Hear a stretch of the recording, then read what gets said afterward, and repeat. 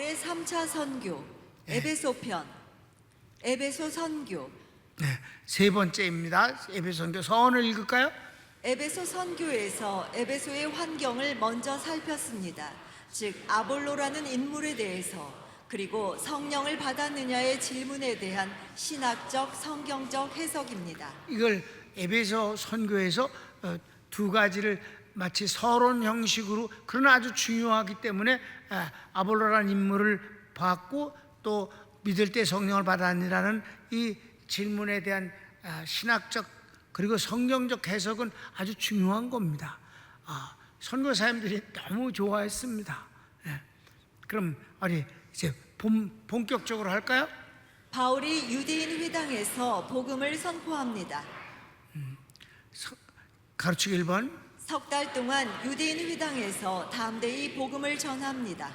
언제나 그런 모습들이 3차 선교에서도 첫 번째 간 에베소에서는 물론 유대교 회당을 먼저 찾아서 거기서 3개월이나 계속 복음을 전했어요.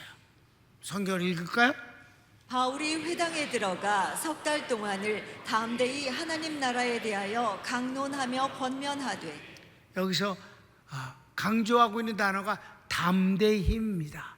즉 비타협, 포용의 원리로 비타협적으로 율법 가지고는 구원을 받을 수 없다. 할례가 중요한 게 아니다. 예수님이 구원자이시고 예수님의 이름으로 세례를 받는 것이, 고백하는 것이 중요하다. 이 복음을 담대히 전했다고 그랬습니다. 2번. 유대인의 반대는 예외 없이 이곳에서도 나타납니다. 성경을 볼까요? 어떤 사람들은 마음이 굳어 순종치 않고 무리 앞에서 이 도를 비방하거늘. 언제나 나타나는 현상이에요. 반대는. 자, 몇 군데를 봅시다. 반대하는데 비시디아 안디옥에서 어땠나? 유대인들이 그 무리를 보고 시기가 가득하여 바울의 말한 것을 변박하고 비방하거늘. 그 다음엔 이고니온. 그러나 순종치 아니하는 유대인들이 이방인들의 마음을 선동하여 형제들에게 악감을 품게 하거늘. 유대인들이 안디옥과 이고니온에 와서 무리를 초인하여 돌로 바울을 쳐서 죽은 줄로 알고 성 밖에 끌어내치니라. 이건 루스드라예요. 루스드라에서 한 얘기인데 제목을 안 적었구만. 그래. 그 다음에 데살로니가서 보면 데살로니가. 그러나 유대인들은 시기하여 저자의 어떤 괴악한 사람들을 데리고 떼를 지어 성을 소동케 하여 야손의 집에 달려들어 저희를 백성에게 끌어내려고 찾았으나 데살로니가에 있는 유대인들이 바울이 하나님 말씀을 베레아에서도 전하는 줄을 알고 거기도 가서 무리를 움직여 소동케 하거늘. 그랬습니다. 고린도 갈리오가 아가야 총독되었을 때 유대인이 일제히 일어나 바울을 대적하여 재판 자리로 데리고 와서. 그렇습니다. 이렇게 어디서든지 유대인들은 반대했어요. 그러니까 바울이 유대인들이 길을 쓰고 자기를 돌로 때려 죽이려고도 그러고 그렇게 반대하고 연병을 떠는 거가 뭐 때문인지 너무 잘 알잖아. 그럼 저희들에게 그 패주는 일을 안 하면 되잖아. 어디선 안 했을까? 아덴에선 했지. 타협이었지. 그래서 아덴에선 유대인들에게 미움당한 일이 없었습니다. 담대히 복음을, 비타협이 중요합니다. 여러분, 비타협 이게 우선입니다. 포용은 비타협이 되었을 때나 포용이 되는 겁니다. 타협을 했으면 이미 포용은 없어지는 겁니다. 그 자체가 타협이니까. 비타협일 때 포용이 되는 거지요. 그러니까 우리가 하나님 앞에 신앙은 그 선이 분명해야 되는 것입니다. 그 선이 선명할수록 아름다운 것입니다. 분명할수록 하나님은 바로 앞에서 당신의 모습을 드러내시는 것입니다. 그래서 3번. 바울이 유대인들을 떠납니다. 왜냐하면 비타협은 비타협은 결별이 될 수밖에 없는 경우가 많아요. 결별이 안 되려면 어떻게 해야 돼? 타협을 해야 돼. 타협을 안 하니까 헤어질 수밖에 없는 거죠. 여러분, 복음이 꼭 끝까지 들러붙어서 엉겨야 기생충처럼 하는 것이 아니에요. 복음은 구걸하는 게 아니에요. 복음은 권하는 거지. 가리키고 권하는 겁니다. 그래서 바울은 그럴 때 마지막은 떠날 수밖에 없는 거예요. 자, 9절 중반절을 보면 어떤 사람들은 마음이 굳어 순종치 않고 무리 앞에서 이 도를 비방하거늘 계속 복음은 구걸이 아닙니다. 계속 읽읍시다. 유대인들이 그 무리를 보고 시기가 가득하여 바울의 말한 것을 변박하고 비방하거늘 바울과 바나바가 담대히 말하여 가로되 하나님의 말씀을 마땅히 먼저 너희에게 전할 것이로되 너희가 버리고 영생 얻음에 합당치 않은 자로 자처하기로 우리가 이방인에게로 향하노라. 두 사람이 저희를 향하여 발에 티끌을 떨어버리고 이고니온으로 가거늘. 여러분, 여러 번 얘기했어요. 우리는 사랑 가지고 우리 복음을 전하는 이유가 뭐겠어요? 성도 하나 얻으려고 하는 게 아니에요. 그 영혼을 구원하기 위해서 가는 거예요. 여러분, 영혼을 사랑하기 때문에 불쌍히 여겨서 구원하기 위해서 접근하는 겁니다. 그런데 무슨 껐떡거리겠어? 아니지. 사랑과 친절과 그리고 간절함으로 합니다. 그런데 그가 예수님과 복음을 멸시할 때 그것마저 받아들이면 웃기는 짓입니다. 예수님을 부끄럽게 만드는 것이 복음을 전하는 일이 돼서는 안 됩니다. 그러니까 그 사람이 나에 대해서 비판을 하거나 교회가 잘못된 걸 지적할 때 뭐 그럴 수도 있잖아요. 교회가 욕먹을 짓 많이 합니다. 뭐 나 전화하는 사람이 너는 왜 예수 믿는데 넌 그 모양이냐, 부끄러운 줄 알아야 되고 미안하다고 사과하면 됩니다. 뭐 그럴 수 있으니까. 그런데 거기까지는 받아도 괜찮은데 예수님 갖고 지랄하는데 그건 가만히 있고 날 보고 뭐라는 건 연병을 떤다. 그건 전혀 아닌 거야. 그건 지가 잘난 척하는 거니까 그건 안 되는 겁니다. 그러니까 예수님이나 복음 갖고 뭐라고 그러면 그렇게 말을 해야 돼. 나의 부족을 지적하거나 교회의 부당성을 지적하면 내가 얼마든지 받을 수 있다. 뭐 부족한 거니까. 그러나 예수님은 완전하신 분이다. 그리고 내가 이 복음을 전하는 건 예수님이 당신을 구원하시는 분이라는 것을 말하는 건데 그 구원과 예수님을 그런 식으로 말하는 건 내가 힘들다. 그러니까 오늘은 여기까지 하자. 그리고 더 이상 부탁을 해야 돼. 나에 대해서 하는 건 괜찮은데 주임 갖고 뭐라고 그러는 건 내가 용납할 수 없으니까 다시는 그러지 말라. 이렇게 하고 다음 기회로 미루는 것이 좋습니다. 아멘? 뭐 한 번 싸웠다 해서 포기하지 말고 그래도 분명히 매듭은 짓고 그 다음으로 넘겨야 된다 이 말이지. 아멘? 그냥 가만히 있으면 안 된다는 거지. 주님을 욕먹이면 전도하면서 주님을 욕먹이면 안 되지. 무슨 말인지 이해되셨죠? 이것도 선이야. 선. 내가 지켜야 할 선이다. 전도를 전도답게 해야 된다. 전도도 그냥 막 전하는 것이 아니다. 여기서 복음을 열심히 전해야 돼? 끝에 가서 뭐라 그랬어요? 발에 먼지까지 떨고 내가 같은 동족인 당신들에게 먼저 복음을 전하는 것이 마땅해서 내가 찾아왔거니와 당신이 구원 얻을 자로 자처하지 아니하고 복음을 비방하니 난 이방인에게로 가겠노라. 이렇게 당당하게 말할 수 있어야 된다는 것이. 여러분, 복음은 구걸하는 게 아니야. 예수님은 절대 구걸용 선물이 아니야. 네, 자, 그 다음 봅시다. 저희가 대적하여 회방하거늘 바울이 옷을 떨어 가로되 너희 피가 너희 머리로 돌아갈 것이요 나는 깨끗하니라.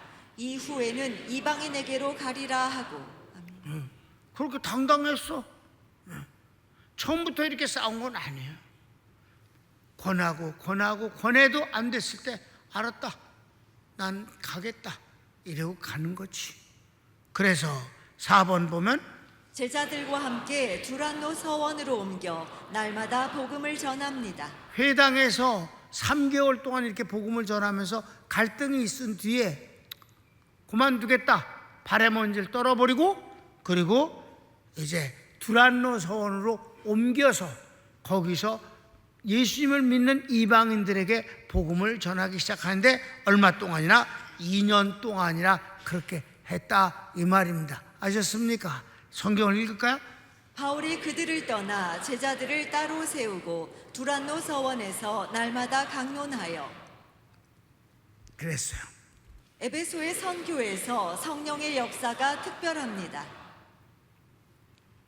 이 두란노에서 2년 동안 하는 동안에 이 성령의 역사가 어떤 다른 곳에서 보다도 아주 놀라워요. 비교가 안 될 만한 어마어마한 역사가 일어납니다. 바울이 에베소를 그토록 가고 싶어 했으면 하나님이 2번씩이나 막으셨잖아요. 그러다가 이제 고린도가 끝나고 허락을 하신 거잖아요. 이제 3차 선교 여행에서 처음으로 간 곳인데 여기서 정말 놀라운 일이 일어나거든요. 한번 봅시다. 1번. 두란노에서 2년 동안 복음을 전하니 아시아에 사는 모든 사람이 주님의 말씀을 듣습니다. 여기서 아시아에 있는 사람 다 들었다는 뜻은 아니에요.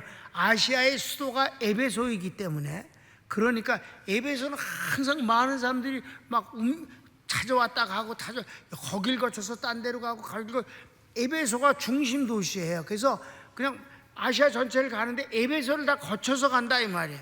그러니까 많은 아시아에 있는 사람, 2년 동안이니까 많은 사람이 이 바울을 통해서 복음을 듣게 됐다는 것이죠. 성경을 읽을까요? 이같이 2해 동안을 하매 아시아에 사는 자는 유대인이나 헬라인이나 다 주의 말씀을 듣더라. 그랬습니다. 그래서 2번, 하나님께서 바울의 손으로 놀라운 능력을 행하게 하십니다. 여기서 그 놀라운 현상이 소개되고 있습니다. 11절 말씀. 하나님이 바울의 손으로 희한한 능을 행하게 하시니. 희한하다, 깜짝, 아주 흔치 않은 일, 놀라운 일을 바울의 손을 통해서 주님이 기적을 역사하셨다. 그게 뭔가? 3번. 심지어 사람들이 바울의 손수건이나 앞치마를 가져가 병자에게 얹으면 병이 떠나가고 귀신도 나갑니다. 놀라운 일이에요. 예수님에 대해서는 그림자라도 네게 딥을까라고 하는 일이 있었습니다만, 그 성경을 읽읍시다. 심지어 사람들이 바울의 몸에서 손수건이나 앞치마를 가져다가 병든 사람에게 얹으면 그 병이 떠나고 악귀도 나가더라. 그럴 정도였어요. 그래서 3번. 하나님의 능력이 이토록 놀랍게 나타나니 가짜들의 해프닝도 극성을 떱니다. 가짜들이 또 많이 나타나. 여러분, 진짜가 시시하면 절대 가짜가 안 나타나. 그 다음 읽자. 여기저기 돌아다니며 사기치는 유대인들이 시험 삼아 귀신 들린 사람에게 주 예수의 이름을 부르며 말하기를 내가 바울의 전파하는 예수를 의지하여 명하노라 합니다. 가짜 새끼들이야. 성경을 읽읍시다. 이에 돌아다니며 마술하는 어떤 유대인들이 시험적으로 악귀 들린 자들에게 대하여 주 예수의 이름을 불러 말하되 내가 바울의 전파하는 예수를 빙자하여 너희를 명하노라 하더라. 그래서 또 어떤 케이스가 있어? 유대의 한 제사장 스게와의 7 아들들도 이런 짓을 행하는데 귀신이 대답하기를 내가 예수도 알고 바울도 알거니와 너희는 누구냐 라 하며 제사장 아들들을 잡아뜨리고 제압하니 그들이 몸이 다쳐 상하고 옷도 벗겨져 벗은 몸으로 도망합니다. 아주 개망신을 당하는 거지, 귀신한테. 두드려 맞고. 성경을 읽읍시다. 성경이 진짜 이렇게 기록해서 시작.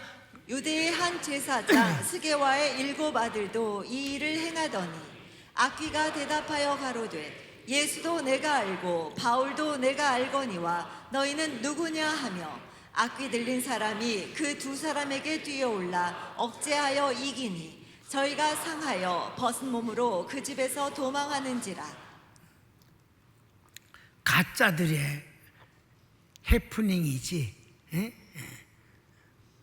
그래서 설명할 필요가 없어. 그냥 4번. 에베소에 사는 유대인과 이방인들이 회개합니다. 그래. 그래서 굉장한 효과가 이제 복음적 효과가 나타난 거야. 가르치기 1번. 에베소 사람들이 하나님의 능력과 가짜가 부끄럼 당하는 것을 보고 두려워하며 주 예수의 이름을 높입니다. 그렇습니다. 17절. 에베소에 거하는 유대인과 헬라인들이 다 이 일을 알고 두려워하며 주 예수의 이름을 높이고. 여러분, 병 낫고 귀신을 추방당하는 그런 영적 문제는 사람들을 경외심을 일으키게 돼 있습니다. 교회를 우습게 보지 않는다는 거예요. 주의 종을 가볍게 보지 않는다는 거예요. 왠지 모르지만 함부로 대할 수 없는 존재로 본다 이 말입니다. 그래서 새로이 예수님을 믿는 성도들이 많이 찾아와 잘못을 자복하고 회개합니다. 단순히 그냥 예수님을 믿는 게 아닌 거예요. 철저한 회개를 통해서 제대로 신앙을 갖게 되더라 이 말이에요. 자, 봅시다. 믿은 사람들이 많이 와서 자복하여 행한 일을 고하며, 그 다음에 마술사들도 점치는 책을 가져와 불사르니 그 책값이 은 5만이나 됩니다. 대단한 일이에요. 19절 읽읍시다. 또 마술을 행하던 많은 사람이 그 책을 모아 가지고 와서 모든 사람 앞에서 불사르니 그 책값을 계산한즉 은 5만이나 되더라. 이 금액은 수천만 원에 해당합니다. 이 또한 기적입니다. 아멘. 어마어마한 돈이란 말이에요. 은 5만이란 이제 마르크스라는 단위의 그 돈인데 지금 얼마나 정확한 건지 모르지만 하여튼 수천만 원이 되어지는 건 분명한 일이다. 100만 원 단위는 아니다. 그러니까 책값이 그 정도라면 굉장한 거 아니겠어? 그래서 5번. 이와 같이 주님 말씀이 힘이 있어 흥왕하고 세력을 떨칩니다. 이건 가로치고는 없어. 이 자체가 결론이니까 그냥 큰 5번으로 그냥 내가 썼어요. 성경을 읽읍시다. 이와 같이 주의 말씀이 힘이 있어 흥왕하여 세력을 얻으니라. 아멘. 결어를 읽읍시다. 에베소 선교는 1차, 2차, 3차 바울의 선교에서 가장 멋지고 영광스러운 2년 6개월의 현장입니다. 진리가 승리하고 거짓이 무너집니다. 구원받은 성도가 넘치고 하나님의 이적은 끊임없이 나타납니다. 놀라운 역사 속에 너희가 믿을 때 성령을 받았느냐가 들어있음을 기억합니다. 난 그렇게 개인적으로 이런 놀라운 일이 어느 곳보다도 많이 일어난 건 뭐였을까? 저희들이 다 성령을 받았기 때문이 아니겠느냐. 성령의 역사니까 이런 귀신이 추방되고 가짜가 꼼짝을 못하고 귀신마저도 복음에 도움이 됐어. 이 병신들이 그랬잖아. 가짜를 두드려 팼잖아. 바울이 두드려 팰 수는 없잖아. 근데 귀신이 패주니까 그냥 좋은 거지 뭐. 글쎄 고마운 것까지는 없지만 하여튼 재밌는 일이지. 어떻든 간에 이런 놀라운 기적의 역사가 있는 것은 성령님의 역사였다. 너희가 믿을 때 성령을 받았느냐. 바로 이 놀라운 역사가 바로 그 속에 꽉 차 있기 때문에 이런 결과가 일어났다고 믿습니다. 손을 모읍시다.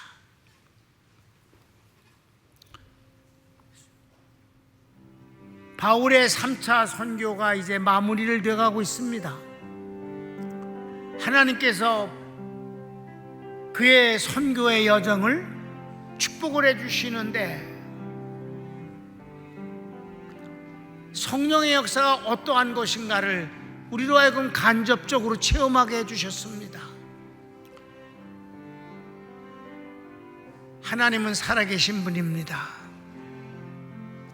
우리가 하나님 편에 있을 때 하나님은 당신을 드러내 주십니다.